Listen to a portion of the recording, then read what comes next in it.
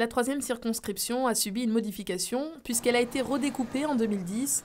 Désormais, elle est amputée de Capesterre-Belle-Eau qui rejoint ainsi la quatrième circonscription.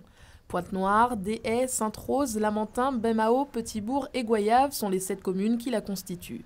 Des communes mi-rurales et mi-industrielles tournées vers les activités agricoles, l'artisanat, la pêche, le tourisme et également l'activité cannière sur le Nord Basse-Terre.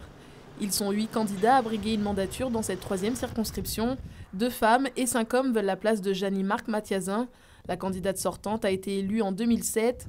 Elle est l'incarnation d'une force tranquille et est donnée favorite compte tenu de sa longue expérience en politique. Face à elle, 7 autres candidats, le socialiste Max Mathiazin, Harry Chalus, divers gauche, Lita Dahomey, extrême gauche, qui est une militante qui œuvre au sein de la CGTG avec le lianage contre profitation, Jim Lapin du Nouveau Centre, Anne Legras du Front National, Francis Poloby, chef d'entreprise et animateur associatif, et Gérard Huneau, Europe Écologie Les Verts, qui se présentent pour faire changer les comportements.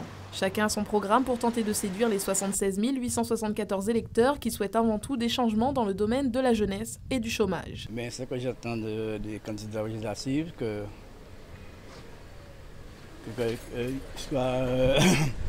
y a le changement déjà, que la Guadeloupe soit mieux représentée et que le chômage s'abaisse un peu pour les jeunes. Franchement, j'attends rien du tout. La dernière fois, là, pour les présidentielles, là, j'ai vu une partie des politiciens, ils étaient ensemble, en train de danser ensemble, s'amuser. Maintenant, là, ils sont en train de se déchirer pour un mandat. Je trouve ça vraiment... ça ne me donne pas de goût.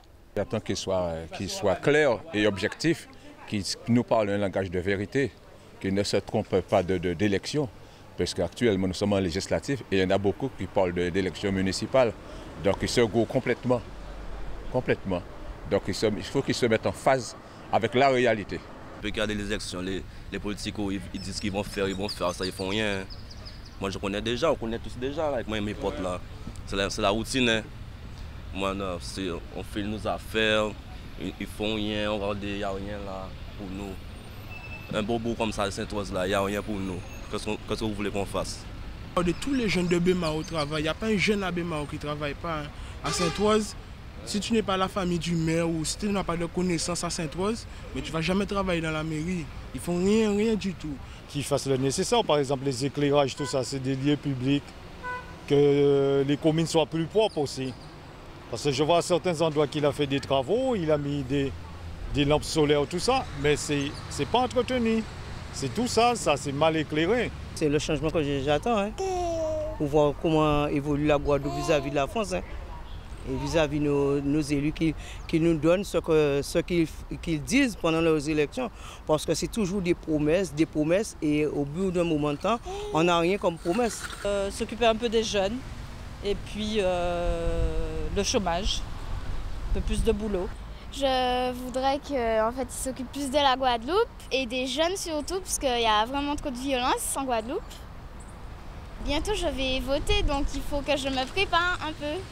Dans cette circonscription, la bataille s'annonce rude. Les électeurs ont rendez-vous samedi pour le premier tour.